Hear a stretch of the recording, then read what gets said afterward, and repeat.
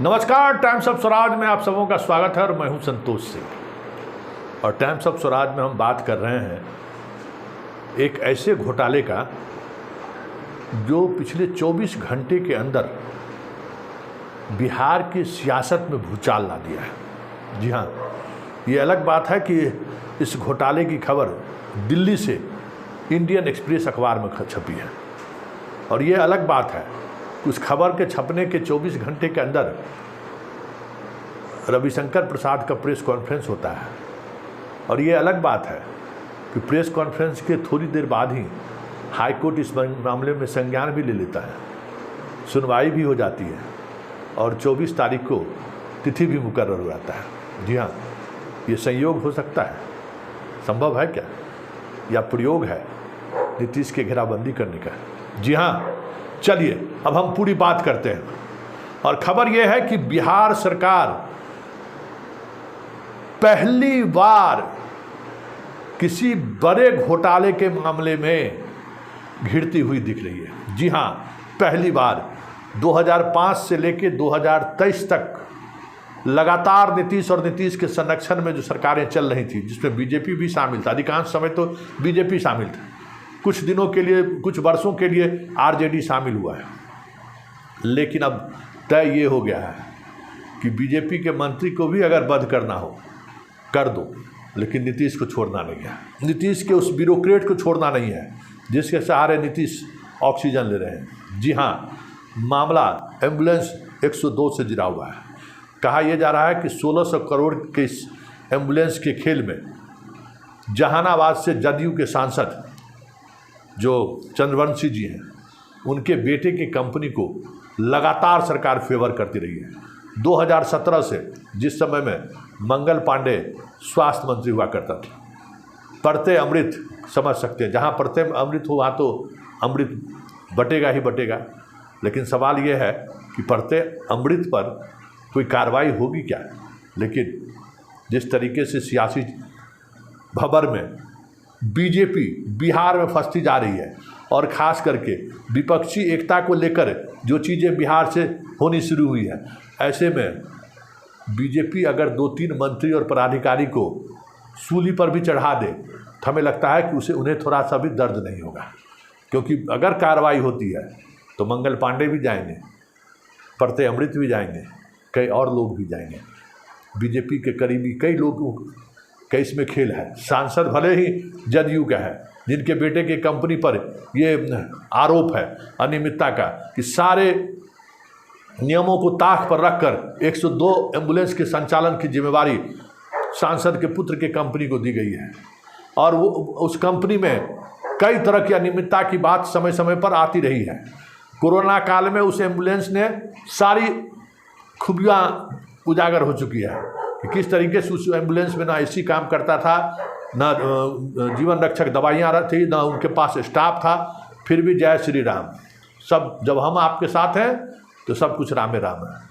आज हम आपके साथ नहीं हैं तो राम है, मर्यादा पुरुषोत्तम राम है। चलिए जरा सुन लीजिए रविशंकर प्रसाद का, क्या कह रहे हैं रविशंकर प्रसाद। अचानक 24 घंटे के अंदर बिहार में कैसे चीज़ें बदलने लगी हैं, ठीक विपक्ष की बैठक से ठीक पहले। जरा सुनिए रविशंकर प्रसाद क्या कह रहे हैं। सभी नियम प्रक्रियाओं की अवहेलना करके और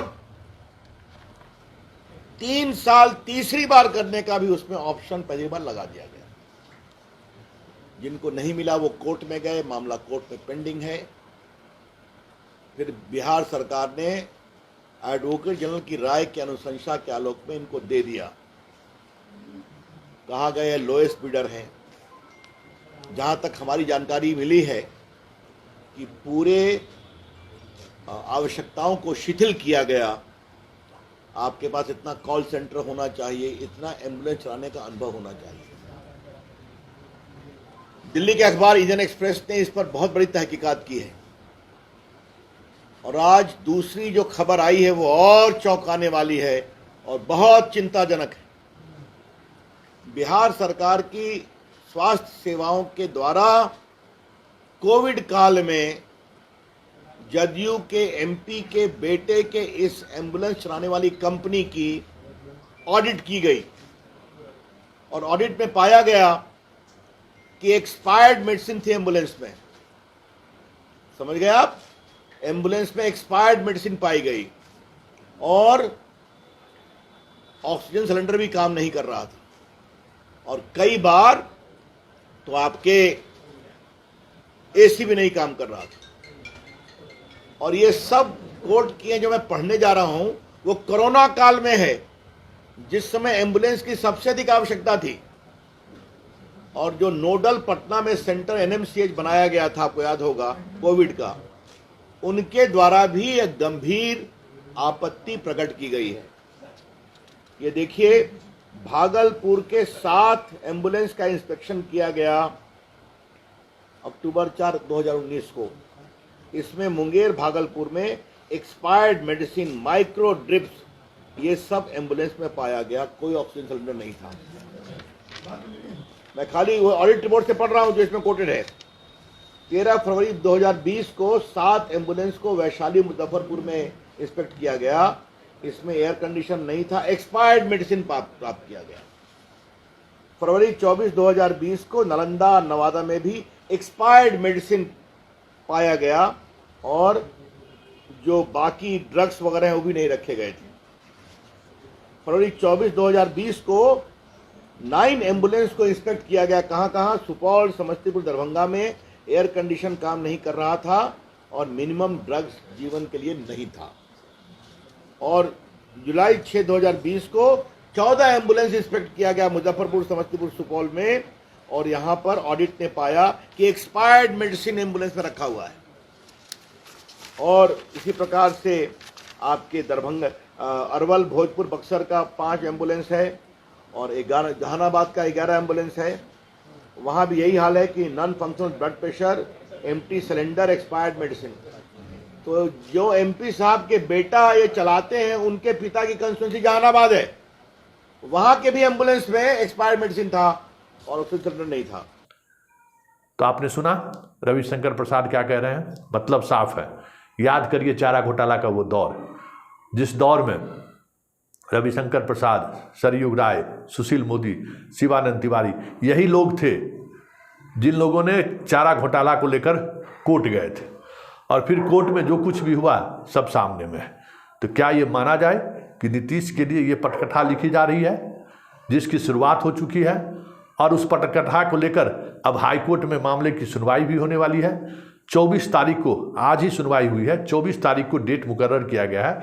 सरकार के को अपना पक्ष रखना है। खबर ये है कि जिस कंपनी को बिड नहीं मिला है वो कंपनी भी कोई और दूसरा नहीं है, वो कंपनी भी जानने वाले हैं और उस कंपनी का किससे क्या रिश्ता है ये भी खुलासा होगा। अभी तो इस घोटाले का परत खुलना शुरू हुआ है। लगातार इस पर हम इस खबर पर बने रहेंगे। इस तरह के खबरों में तो मुझे एक्सपर्टीज हासिल है, आनंद आता है हमें खोजने के लिए, क्योंकि हम चीज़ों को उन तक पहुंचने की कोशिश करते हैं जो आखिर इसे खेल हो कहाँ से रहा है। खैर 24 तारीख को, मतलब 4 दिन बाद ही इस मामले की सुनवाई होनी है और कोर्ट के सामने तमाम तथ्यों को रखना है। जो जिस कंपनी को बिड नहीं मिला है उसने आरोप लगाया है कि सारे नियमों को ताक पर रखकर सांसद के बेटे का जो कंपनी है उस कंपनी को काम दिया गया है। और इतना ही नहीं, कंपनी को 1600 करोड़ के एम्बुलेंस की खरीदारी में भी बड़े स्तर पर भूमिका है। मतलब कंपनी, बिहार सरकार ने जो एम्बुलेंस की खरीदारी की और 102 के माध्यम से चलाने का जो काम कर रही है 1600 करोड़ का, उसमें भी बड़े स्तर पर खेल हुआ है। ये भी चीज़ें सामने आ रही है। जो खबर ये है कि पशुपति डिस्ट्रीब्यूटर्स, जो इस कंपनी का नाम है, जिसका कहा जा रहा है कि जहानाबाद के जो सांसद है चंद्रवंशी, उनका पूरा परिवार इस कंपनी के डायरेक्टर और बाकी पदों पर हैं, उनको लाभ पहुंचाने के लिए बहुत सारे नियमों में छूट दी गई है। अब देखना यह है कि इस मामले में हाईकोर्ट क्या फैसला लेती है, क्योंकि इतना तय मानिए कि सुनवाई में सीबीआई जांच की मांग होगी और इस मामले में सीबीआई की जांच कोर्ट की तरफ से मुकर्रर भी कर दी जाए तो कोई बड़ी बात नहीं होगी, क्योंकि अब सियासी भंवर में नीतीश को जिस तरीके से उलझाने की कोशिश हो रही है, बहुत बढ़िया मौका मिला है।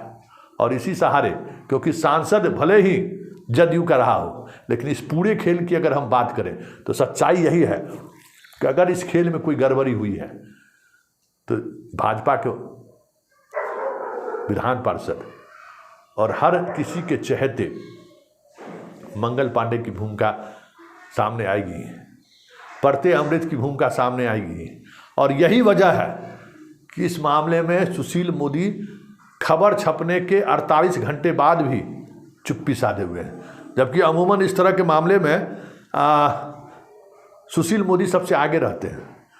सुशील मोदी के तो लाल हैं मंगल पांडे, दुलारे हैं, कैसे वो सवाल करेंगे, क्योंकि उनको पता है कि ये जब सवाल खड़ा होगा तो फिर मंगल पांडे और परते अमृत जो दोनों उनके शुभेच्छु रहे हैं उन तक कार्रवाई की तलवार लटकेगी ही लटकेगी, क्योंकि सरकार का लक्ष्य है कि इस बार अपने लोगों को भी बंद करना हो तो करके सही, लेकिन नीतीश कुमार की घेराबंदी करना है। देखिए आगे आगे होता है क्या, लेकिन इतना तय है कि जिस तरीके से विपक्षी एकता के मुहिम की शुरुआत बिहार से हुई है और उसके बाद जिस अंदाज में सारी सिस्टम सक्रिय होनी शुरू हो गई है, गब्बू सिंह पर केस हो ही गया है, तेजस्वी पर नौकरी के बदले जमीन लेने के मामले में हो ही रहा है, नीतीश थोड़ा बच रहे थे, अब इस मामले इसके सहारे नीतीश को भी घेरने की तैयारी है, ये साफ अब दिखने लगा है।